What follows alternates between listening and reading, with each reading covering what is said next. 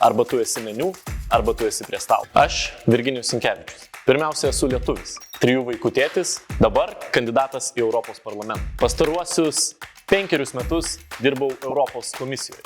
Grįžus į Lietuvą, pirmiausia nustebino susiskaldimas. Mes privalome daug daugiau daryti ir daug mažiau kalbėti. Noriu jūs pakviesti kiekvieną dieną diskutuoti apie veikiančią Europą. Kasdien ir kiekvienam. Veikianti Europa – tai pirmiausia Europa, kuri sugeba apsiginti, kur grėsmė suvokiama vienodai, nuo Lisabonos iki Vilniaus.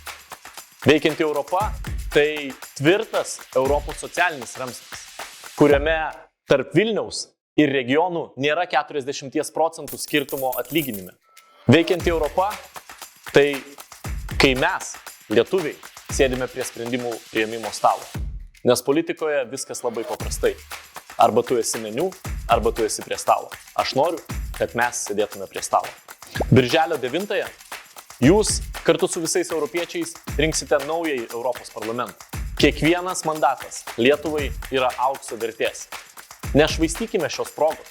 Užtikrinkime, kad Lietuva bus ta, kuri priiminės sprendimus Europos Sąjungoje.